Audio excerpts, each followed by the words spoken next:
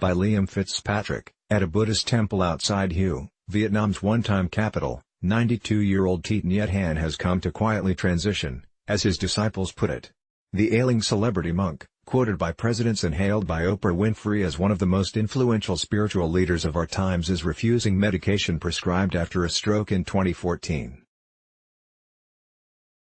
He lies in a villa in the grounds of the 19th-century Tu Hu Pagoda, awaiting liberation from the cyclical nature of existence. At the gate, devotees take photos. Some have flown from Europe for a glimpse of Thai, as they call him, using the Vietnamese word for teacher. Since arriving on October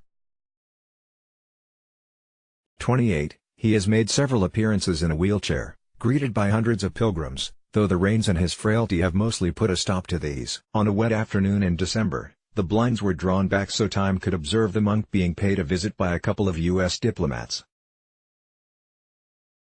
The Zen master, unable to speak, looked as though he could breathe his last at any moment. His room is devoid of all but basic furnishings.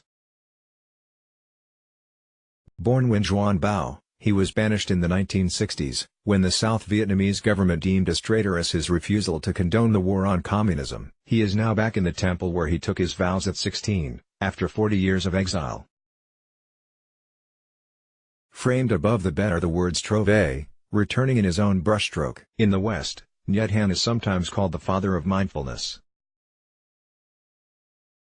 He famously taught that we could all be bodhisattvas by finding happiness in the simple things, in mending peeling an orange or sipping tea. A Buddha is someone who is enlightened, capable of loving and forgiving, he wrote in Your True Home, one of more than 70 books he has authored.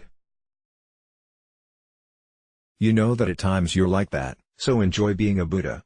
His influence has spread globally.